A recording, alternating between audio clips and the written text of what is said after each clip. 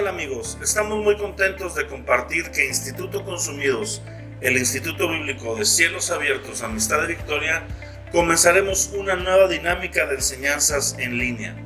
Este primer curso será Introducción a la Hermenéutica, en donde aprenderemos herramientas prácticas para el estudio del texto bíblico, figuras literarias frecuentes en la escritura, principios de interpretación de géneros literarios de la palabra y más herramientas para que puedas profundizar en tu estudio bíblico y en tu relación con Dios. Las sesiones serán semanales, cada viernes, comenzando el 7 de julio al 4 de agosto a las 9 de la noche. Para poder inscribirte es necesario que entres al grupo de WhatsApp de Instituto Consumidos. En la descripción del video está el link y toda la información del curso. Acompáñanos a ser parte de esta nueva etapa en Instituto Consumidos en línea y prepárate más y más en conocer al Señor. Te esperamos. Y digo cuánto vamos a alcanzar a ver porque el 8 y el 9, el 7, 8 y 9 más o menos podemos decir es casi una misma idea o pertenecen, digamos, a un grupo de eventos que están ocurriendo, sobre todo 8 y 9 porque el 7 es una explicación angelical y luego volvemos a tomar hechos cronológicos entre el 8 y el 9, pero no quiero apresurarme mucho, entonces a lo mejor termino el 8 y hasta ahí lo dejo, aunque la idea va junta. Entonces vamos a ver qué nos prepara o cómo nos acomodamos ahorita. Pero vamos a comenzar con el capítulo 8. Dice, cuando abrió el séptimo sello, acuérdense que venían destapándose los sellos que son del rollo que el Cordero pudo tomar de la mano derecha del que estaba sentado en el trono, cuando se dijo no hay nadie digno de abrirlo, y que dijo el Cordero es digno, y empieza a desatar sus sellos. Son juicios que vemos. El primer sello es el anticristo y vimos una serie de sellos hasta llegar al séptimo. En el capítulo 8 comienza con el séptimo. Dice, cuando se abrió el séptimo sello, se hizo un silencio en el cielo como por media hora. Y vi a los 7 ángeles que estaban en pie ante Dios, y se les dieron 7 trompetas. Otro ángel vino entonces y se paró ante el altar con un incensario de oro, y se le dio mucho incienso para añadirlo a las oraciones de todos los santos sobre el altar de oro que estaba delante del trono. Recordemos que está esta figura del trono donde están, todos tienen copas de oro llenas de incienso, que son las oraciones de los santos, y además están tocando arpas. A este modelo le llamamos arpa y copa, que habla de adoración y de intercesión. Y aquí a este ángel se le da añadir incienso a las oraciones de todos los santos. Se me ha pasado comentar un detalle curioso, pero a partir del versículo del capítulo 4 y 5 en adelante hasta el final deja de aparecer la palabra iglesia, deja de aparecer como tal la palabra iglesia. La vemos en los primeros capítulos, los mensajes a cada una de las 7 iglesias, etcétera, y luego deja de usarse ese término. En base a ese detalle, muchos toman eso para apoyarse y decir que la iglesia no está pasando la gran tribulación. Sin embargo, vemos figuras llamadas el pueblo de Dios y los santos. ¿Y quiénes son los santos? La iglesia. Acuérdate que Daniel profetiza acerca de los santos, y esa profecía en Daniel acerca de los santos es muy importante, porque Daniel no les llama el pueblo de Dios, sino era la forma en la que Daniel estaba percibiendo proféticamente a la iglesia. La iglesia está compuesta por todos los santos, amén. Suena a grupo extraño, ¿verdad? Pero pues ellos usan nombres que están cimentados en cosas que sí tienen que ver. ¿Quiénes son los santos? Los santos son todo aquel que ha creído en Cristo. ¿Por qué santos? Porque santos significa apartados o separados. Cuando yo pongo mi fe en Cristo, automáticamente soy separado del mundo para Dios. Jesús dijo, ustedes están en el mundo, pero no son del mundo. ¿Ok? Entonces, estamos separados. La palabra santo no significa alguien bueno o alguien que hace milagros o alguien muy piadoso. No, no, no. Santo significa apartado y separado. Y esa separación es la que nos hace estar moralmente diferentes y todas las consecuencias que podríamos atribuirle a un santo bajo el contexto moderno. Pero lo interesante es esto. Entonces, cuando habla aquí que se añaden las oraciones de todos los santos, ahí santos estamos viendo a la figura de la iglesia con el nombre de santos. El ángel tomó el incensario y lo llenó de fuego del altar y lo arrojó a la tierra, y hubo truenos y voces y relámpagos y un terremoto. Los 7 ángeles que tenían las 7 trompetas se dispusieron a tocarlas. El primer ángel tocó la trompeta y hubo granizo y fuego mezclados sobre la tierra, y la tercera parte de los árboles se quemó, y se quemó toda la hierba verde.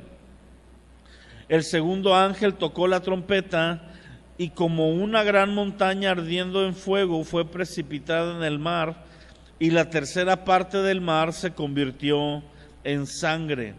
Murió la tercera parte de los seres vivientes que estaban en el mar. Y la tercera parte de las naves, o sea, de las embarcaciones, fue destruida. El tercer ángel tocó la trompeta y cayó del cielo una gran estrella, ardiendo como una antorcha, y cayó sobre la tercera parte de los ríos y sobre las fuentes de las aguas. El nombre de la estrella es Ajenjo. ¿Cómo se llama la estrella? Ajenjo. Y la tercera parte de las aguas se convirtió en ajenjo, y muchos hombres murieron a causa de las aguas porque se hicieron amargas. Ajenjo significa amargura. El cuarto ángel tocó la trompeta y fue herida la tercera parte del sol y la tercera parte de la luna y la tercera parte de las estrellas, para que se oscureciera la tercera parte de ellos y no hubiera luz en la tercera parte del día, y asimismo en la noche.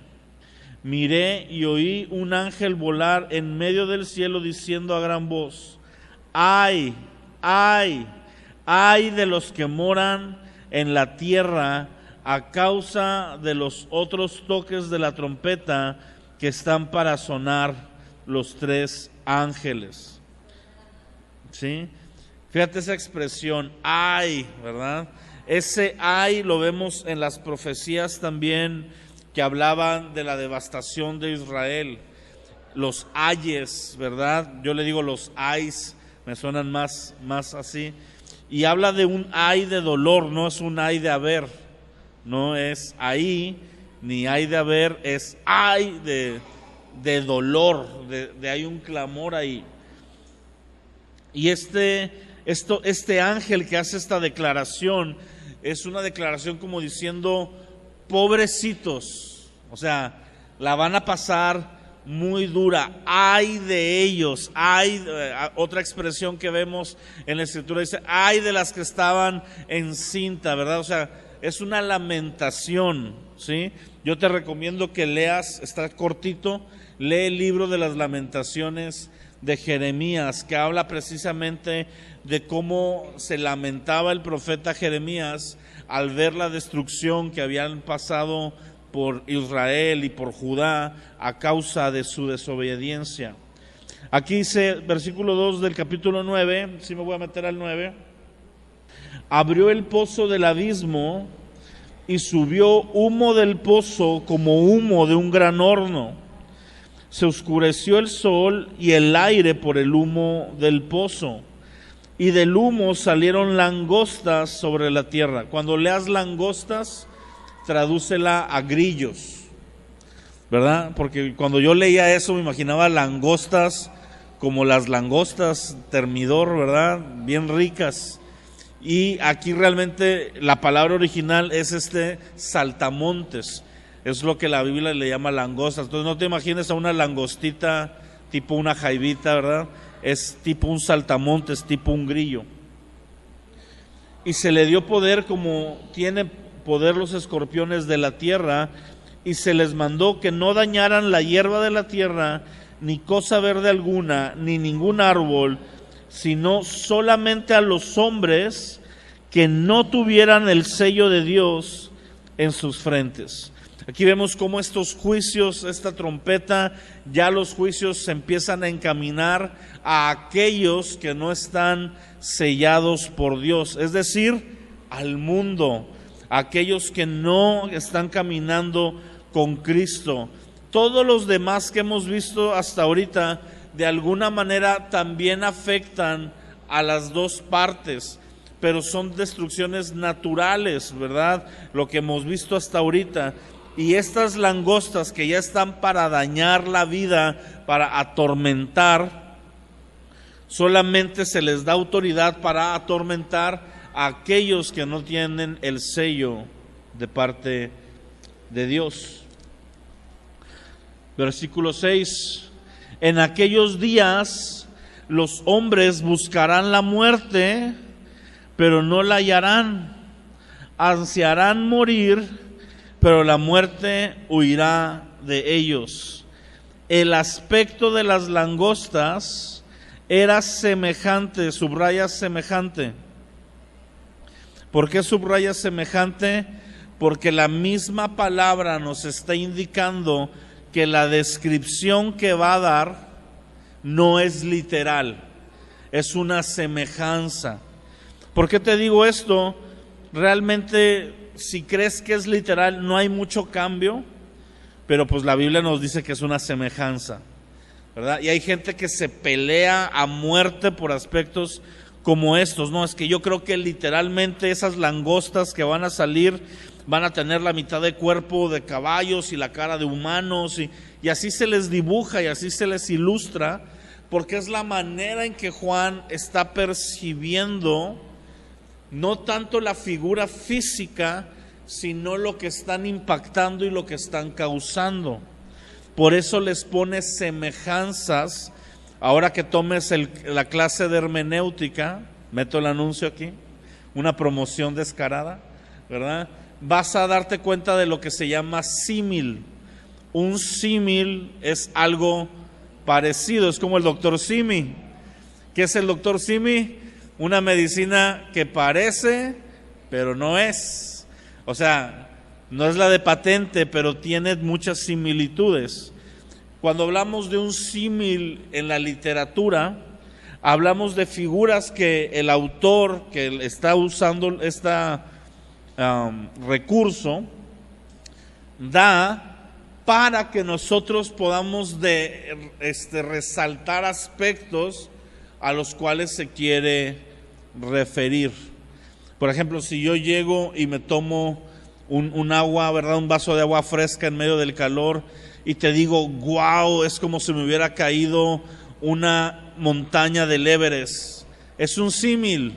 No, nadie me trajo nieve del Everest y me la aventó.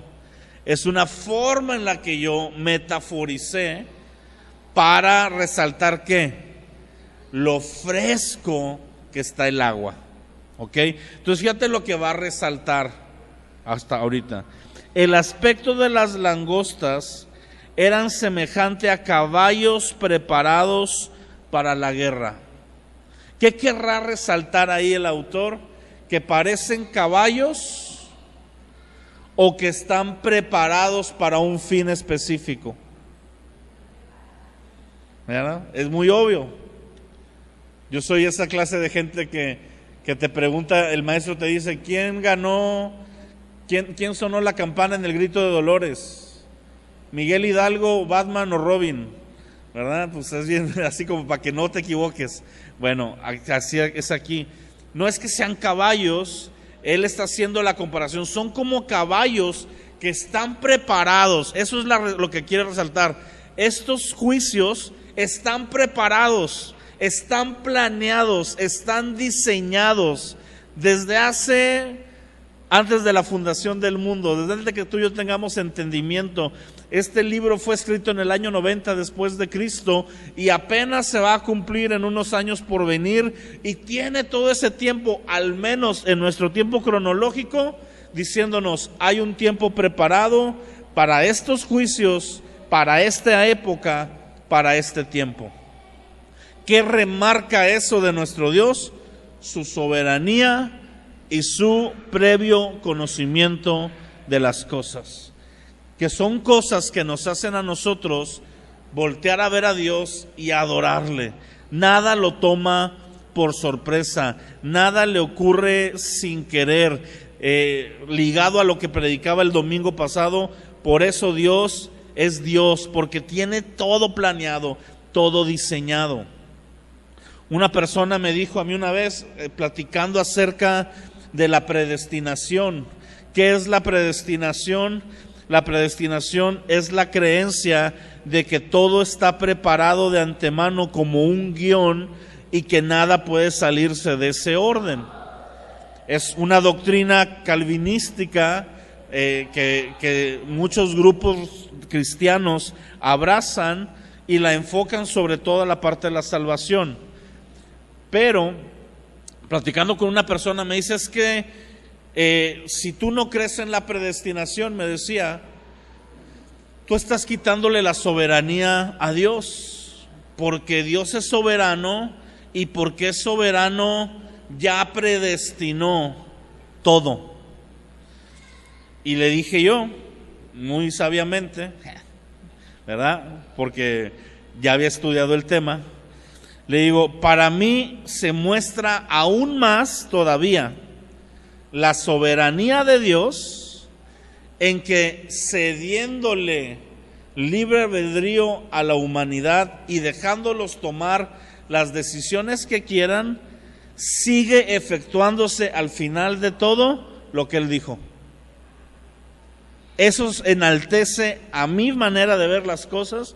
Así te lo comparto, puedes diferir, no pasa nada, es un asunto secundario, pero a mi manera de ver el Evangelio resalta más la grandeza de Dios, el que Él nos ceda a nosotros libre voluntad y al final termina ejecutándose todo tal cual Él dijo. ¿Sí? Y podemos ver estos en los juicios, hay una preparación. Ahora, estos juicios forman parte de lo que le llamamos profecía cerrada. Di conmigo, profecía cerrada. ¿Alguien de ustedes sabe qué es la profecía cerrada, que lo quisiera compartir con los demás?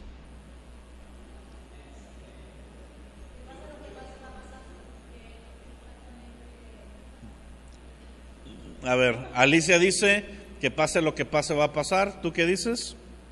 Lo mismo, ¿tú qué dices? ¿Tú qué dices, Chuy?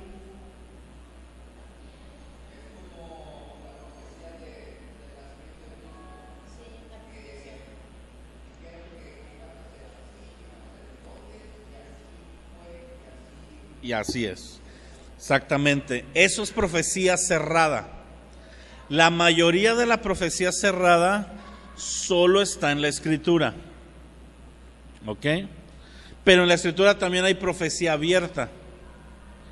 ¿Cuál es la profecía abierta? La que tiene un condicional. ¿Vas a preguntar algo? No, la voy a abordar.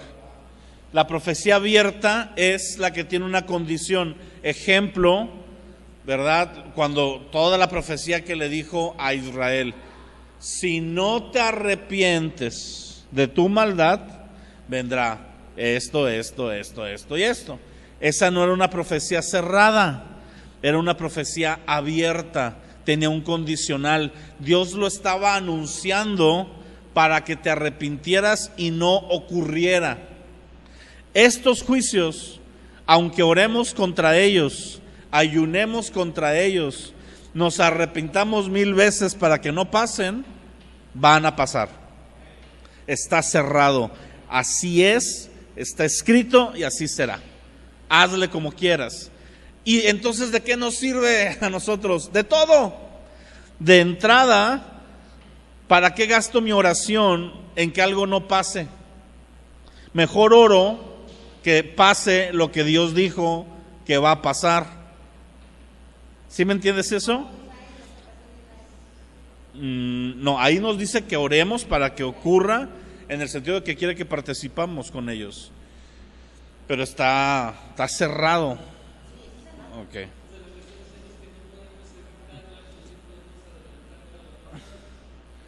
Más o menos. No dije eso, pero tiene razón lo que dijiste. A lo que voy es esto. Muchas de las profecías, sobre todo Apocalipsis, está escrito para que nosotros como iglesia participemos con Dios para que ocurran. ¿Por qué? Porque hay dos formas de abordar este juicio. Y una es empezar, vuelvo a lo mismo, tal vez con un buen corazón, pero con poca inteligencia, y decir: Señor, que no ocurra. Yo oro que les caiga un insecticida a las langostas ahí en el abismo ahorita y se mueran y no puedan salir. Pues no va a pasar. Sí, pero es diferente si tú estás viendo la situación del mundo y empieza la iglesia a clamar: Señor, escrito está que viene tu juicio, apresúralo. Y participo. ¿Y sabes dónde está la participación de la iglesia en esta escena?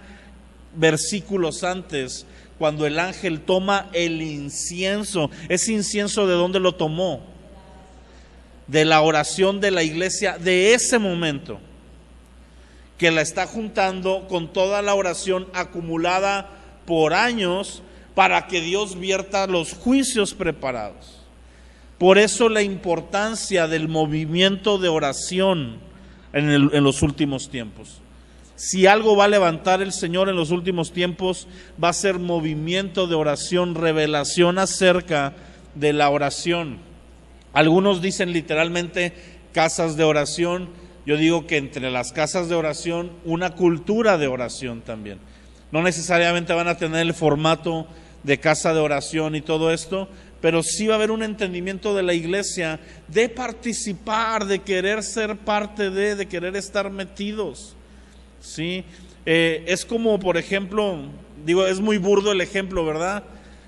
Pero hay un jugador de fútbol muy malo, o bueno, regular, que se llama Álvaro Arbeloa.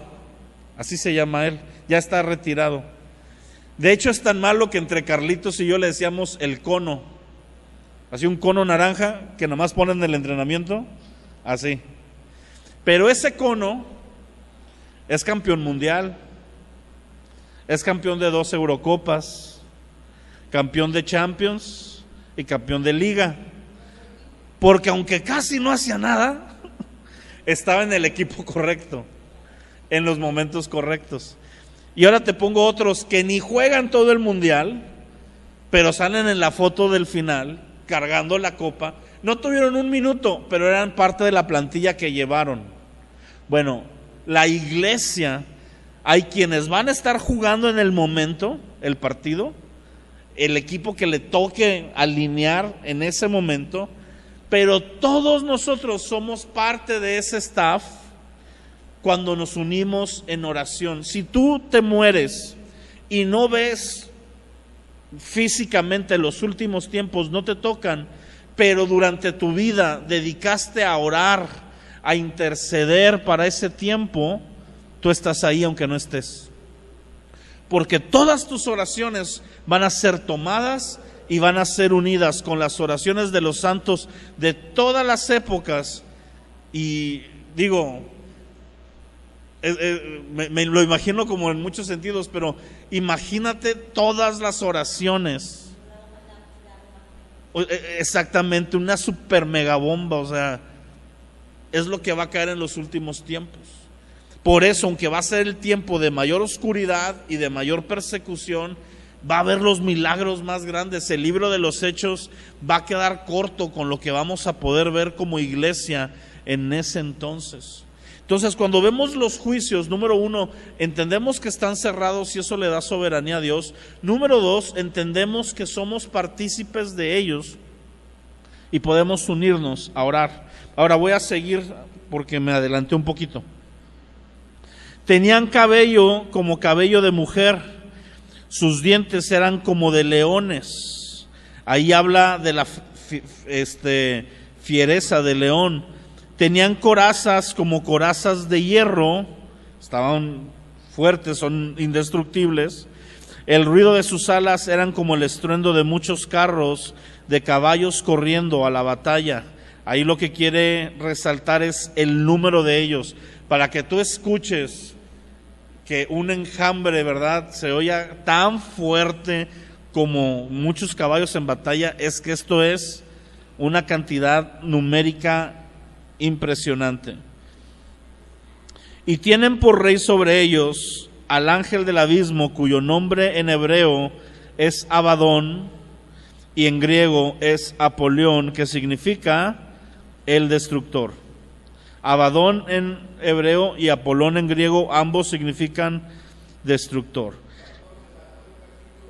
El versículo 10, tenían colas como de escorpiones y tenían aguijones, y en sus colas tenían el poder para dañar a los hombres durante 5 meses. ¿Cuánto dura el ataque de ellos? Al menos 5 meses. Tienen el poder para eso. A mí lo que me impresiona es cómo va a terminar lo que vamos a leer, pero todavía vamos más o menos. El primer ay ya pasó. He aquí vienen aún 2 ayes o 2 ayes después de esto. El sexto ángel tocó la trompeta y oí una voz entre los 4 cuernos del altar de oro que estaban delante de Dios, diciendo el sexto ángel que tenía la trompeta: desata a los 4 ángeles que están atados junto al gran río Éufrates. Fueron desatados los ángeles que estaban preparados para la hora, día, mes y año, a fin de matar la tercera parte de los hombres.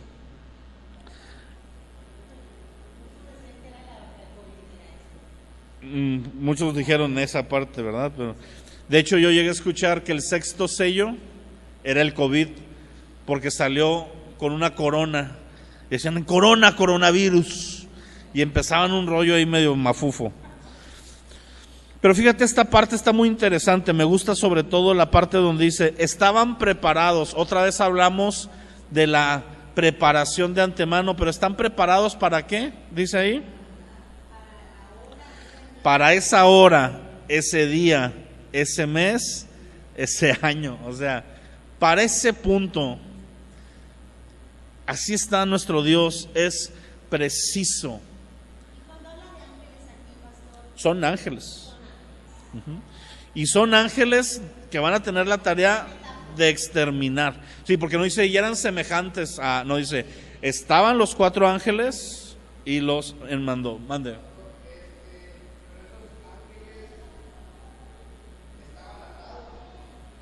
Sí. Y los desató. No sé.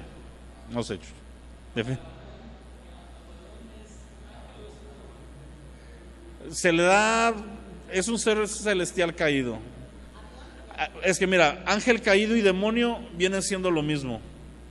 No hay una diferencia entre un ángel caído y entre un demonio. Y los demonios no se reproducen tampoco. La cantidad de ángeles caídos que cayeron, esos han permanecido y esos serán, no se reproducen entre sí.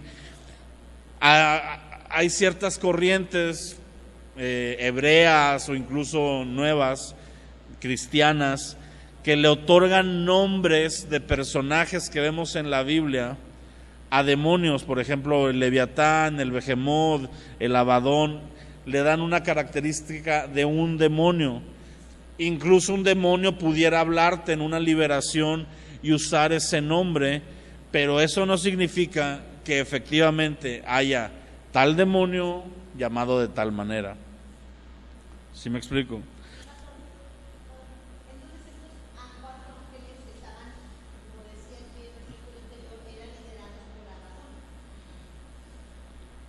No, Abadón lideraba a las langostas.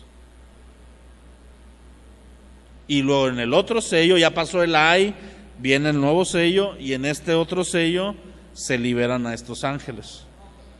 Estos ángeles a mí me recuerdan a la mortandad en los tiempos del rey David.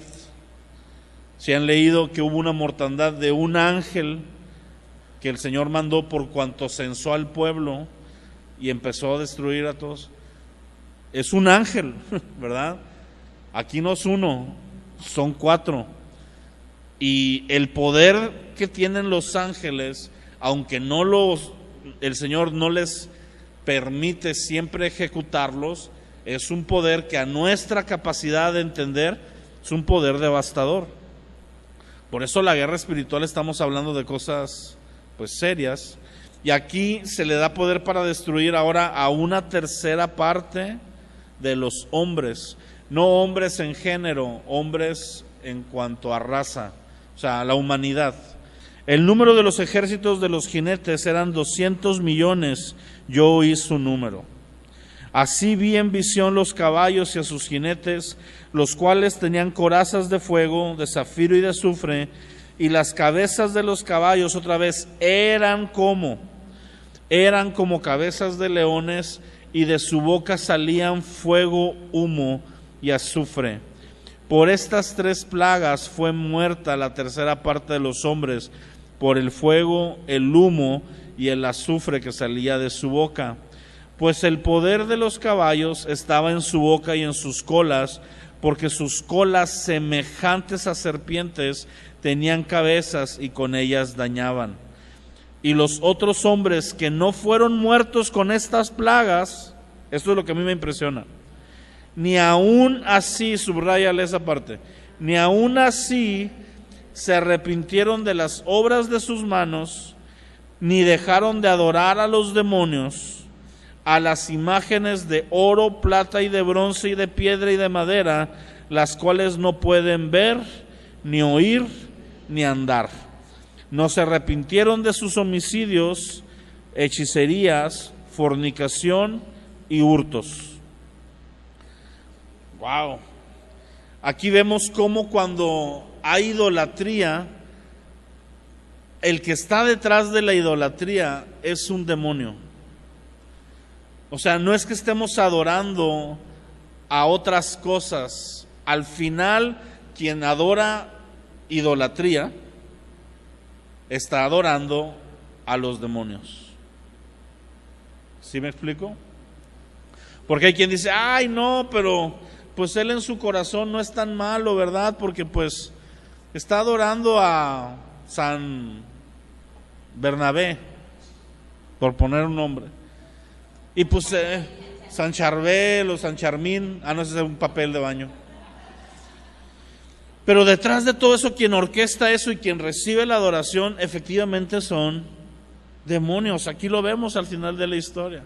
Cuando se adoraba a Baal, cuando se adoraba a Acera, cuando se adoró a Afrodita, cuando se adoró a Diana de los Efesios, y conforme han ido avanzando, a Venus, y ahora a la Virgen de Guadalupe, y a San Judas Tadeo, y a la Santísima Muerte, y toda esta figura de adoración, que reciben adoración.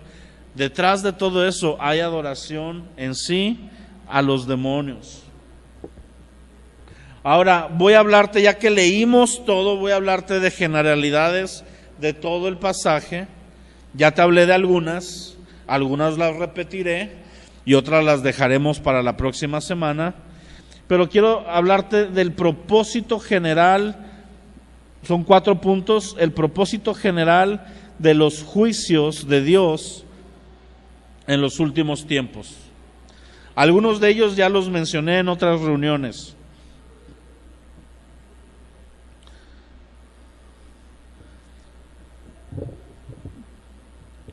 Todos estos juicios tan tremendos, tan fuertes que vemos, porque muchos son catástrofes naturales, se le divide entre naturales, eventos cósmicos y eventos ya donde aparecen estas figuras como demoníacas.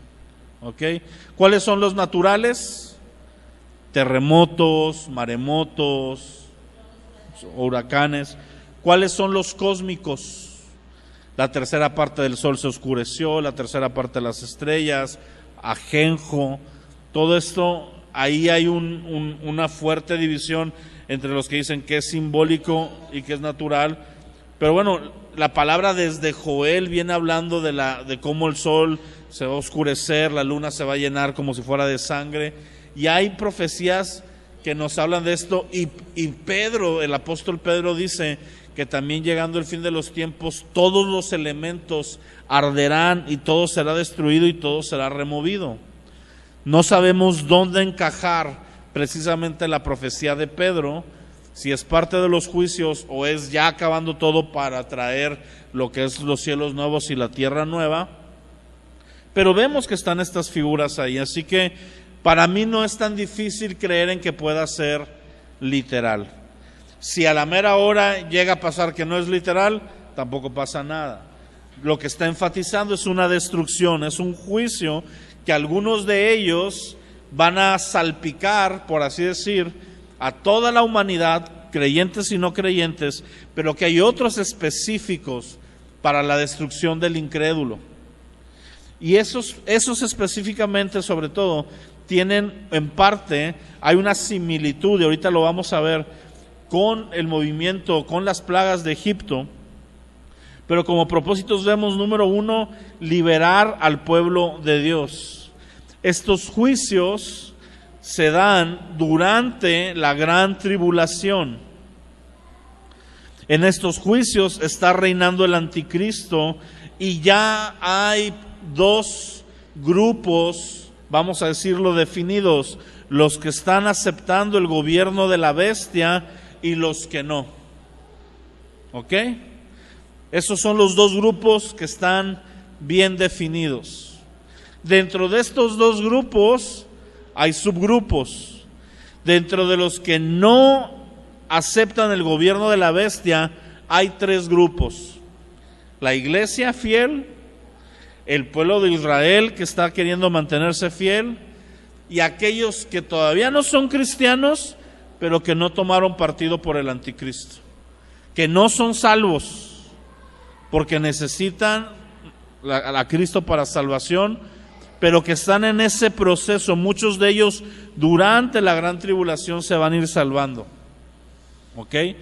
A los que no estén salvos y estén en ese grupo, serán afectados por las plagas, porque las plagas, ¿a quienes no afectan? A los que están sellados, no a los que se dicen cristianos. Ahí va a ser una prueba bien fuerte. Imagínate que tú crees que eres cristiano y de repente te pica un escorpión de esos, una langosta con cara de mujer y coraza de caballo y cola de escorpión. Viene y te pica, te vas a dar cuenta que pues que no eras. Ponte a orar para que seas en ese momento. Número 2, purificar la iglesia, es parte de.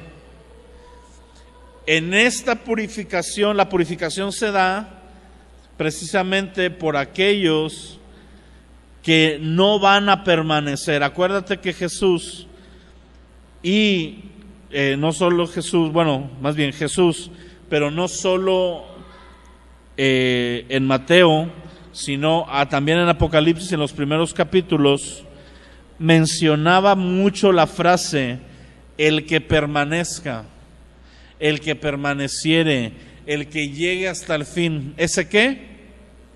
Será salvo. Así que la purificación viene precisamente para que en medio de los juicios se terminen de definir los bandos y los cristianos que no son cristianos se rajen. ¿Sí? El trigo y la cizaña Puede ser, porque digo, la parábola del trigo y las cizañas es que va a estar separados en el momento del juicio, pero aquí es una forma de separarlos, de cribarlos, ¿verdad? De decir, a ver, si tú eres realmente cristiano, pues vas a aventarte este tiro, y si no, no. Y eso ya ha pasado, pasó en los tiempos de la persecución de la primera iglesia, ha pasado en tiempos de persecuciones modernas.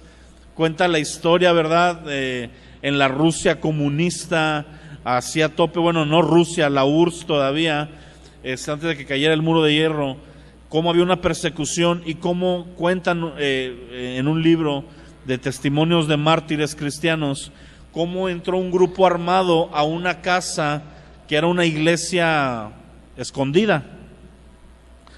Y se meten 2 soldados y pues les dicen, ¿saben qué? Sabemos que son cristianos, ya los descubrimos, pero los vamos a matar. Les vamos a dar una chance de que huyan todos los que no quieran morir por su Dios y renuncien a su fe. Y muchos así todavía estaban. Y le dice, y no es una trampa, no crean que salen y allá los matan, no. Asómense, vamos a dejar que uno salga y se asomó. Oigan, sí es cierto. Y ahora sí que como la canción de los perritos, ¿verdad? Yo tenía 10 perritos, uno se me fue. Y bueno, de los 80 que había, tal vez 60 que había ahí, quedaron 15 o 20. Entre ellos se fue el pastor. Imagínate eso.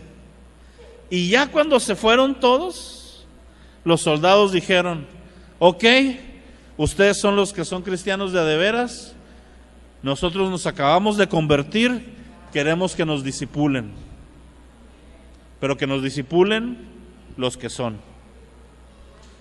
Porque muchos de esos eran falsos y otros eran espías, que obviamente no se iban a quedar a morir, nada más porque sí. Eso va a estar multiplicado en los últimos tiempos.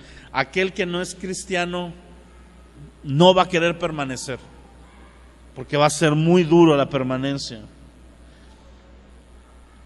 Darles oportunidad de arrepentimiento a aquellos que aún no están definidos para que se entreguen a Cristo.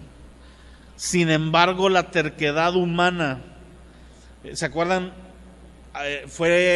Creo que fue el año pasado, pero me acuerdo que estaba yo hablando del principio de la perversidad del hombre, se me va el nombre, total depravación. Que me acuerdo que Alejandra dijo, entonces todos estamos depravados realmente, y la respuesta es sí.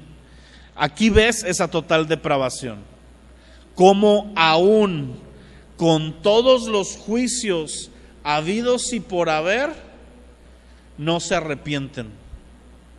¿Sí?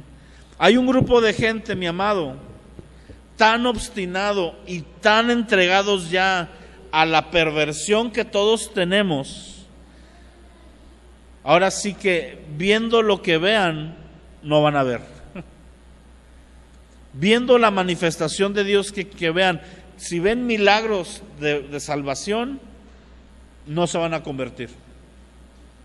Y si ven juicios que los inviten a arrepentirse para no cruzarlos, con todo y eso, no se van a arrepentir. Hay una definición al final de los últimos tiempos muy fuerte, donde nosotros vamos a poder experimentar y ver, si nos toca estar ahí, estos acontecimientos. También tiene como propósito obstruir y evidenciar el falso gobierno del anticristo. Es una manera en la que Dios va a decir, a ver, tú dices que eres Dios, pues no eres Dios, porque no puedes impedir lo que yo, que sí soy Dios, estoy trayendo sobre la tierra. Imagínate aquella persona que fue timada y que dijo, el anticristo es el chido, me voy a donde está él y le empiezan a caer todas las plagas. Oye, pues, no que íbamos a estar mejor, como cada gobierno, ¿verdad? No que tú eras el bueno. Y así aquí va a estar el anticristo y va a decir, chale, pues no puedo hacerle frente a esto, sobrepasa lo que yo puedo prometer. Y ya sellados, ya sin esperanza, ¿verdad? Qué balde de agua fría. Y es una forma en la que los que todavía no se definieron, ese pequeño grupo, se ha alcanzado a llamar a salvación. También es una forma de que la iglesia entienda la etapa de tiempo que está viviendo. O sea, la iglesia que sea entendida en los tiempos va a decir, ya está cerca como nunca, ahora sí, la venida de Cristo, literal cerca, a meses. Sí, porque todo esto está ocurriendo ya durante la segunda parte de la última semana, o sea, durante los últimos 3 años y medio. Lo que queda a la gente que está viva soportando eso, para poder ver la aparición de Cristo entre las nubes, viniendo con poder y gloria, son meses. No es como nosotros que ahorita decimos, Cristo viene pronto porque los tiempos apuntan a que se acerca. Ahí ya es literalmente, viene en meses, o sea, prontísimo. Y eso va a darle a la iglesia de ese tiempo ese punch de esperanza, esa capacidad de aguantar, de decir, ok, sí está bien difícil esto, pero ya mero acaba, ahora sí. Esa última agonía de decir, ya viene, me voy a aguantar, ya aguanté los trancazos, ya aguanté esto y aquello, ya pasé por todo este proceso, me voy a mantener firme, me voy a mantener en fe, me voy a dejar ir con todo lo que tengo, echar toda la carne al asador, vivir todo mi cristianismo como se tiene que vivir, porque ya está la hora. Y por eso la iglesia por la que viene Jesús es una iglesia limpia, sin manchas, sin arrugas, sin ninguna cosa semejante, madura, entregada, porque ha pasado todo este proceso de purificación. ¿Tú quieres ser un buen cristiano? ¿Quieres ser el mejor cristiano que puedes ser? Y oras eso, lo que estás orando es, Señor, refíname como nunca me has refinado. Pásame por la prensa como nunca he pasado. ¿Sí? ¿Por cuál prensa? Por el Getsemaní. ¿Qué es el Getsemaní? ¿Qué significa? Prensa de aceite. ¿Sí? Donde el olivo mayor de todos, Cristo, fue prensado y salió su aceite, su salvación, el fruto de mayor gloria, y hoy tenemos la unción del Espíritu Santo en nosotros. Bueno, ¿quieres tener unción? Pero de a de veras, no de la que se siente así, no, sino estar ungido por el Señor, vas a pasar por una prensa. ¿Es profecía? Ni modo. Pero el resultado es glorioso. El resultado es radiante. Por eso también se asemeja esto a los dolores de parto. Porque la mujer que está dando a luz, que está viviendo los dolores de parto, dice Jesús, durante los dolores, pues sí, está sufriendo y está diciendo, no me vuelvo a embarazar, ¿verdad? Está viendo al esposo, hazte para allá, ni te me acerques. Pero cuando ya pasa todo el dolor, cuando ya pasó todo y tiene al bebé en los brazos, dice, su gozo es mucho mayor al dolor que pasó. Cuando veas el fruto de lo que Cristo haga en nuestra vida con las aflicciones que pasemos por su causa o que sean parte de la vida diaria y nos permita pasar, dirás, ha valido la pena. Será el consumado es de Cristo en la cruz, ahora en nosotros. Imagínate ese grupo de cristianos, siempre me pongo a imaginar, pero imagínate ese grupito de cristianos que esté volteando al cielo cuando de repente se empiece a rasgar el cielo y empiecen a ver al Hijo de Dios venir. ¿Qué va a decir ese? O sea, ¿qué le va a salir de la boca al que esté viendo eso? Yo creo que va a estar así pegándole al de al lado, ¿verdad? Mira lo que está pasando, o sea, ¡wow! Lo que tanto tiempo, ya se acabó, ya valió la pena, ya llegó, ¡wow! Sí, voltear a todos los que lo están acribillando. Ahora sí, déjense venir, perros, ¿verdad? Ya se acabó su tiempo. ¡Wow! Hasta aquí le vamos a dejar por el tiempo. La próxima semana vamos a ver cómo las trompetas y las plagas de Egipto tienen parecidos increíbles y cómo Jesús es este Moisés mayor, ¿verdad?, que está ejecutando estos juicios desde el cielo.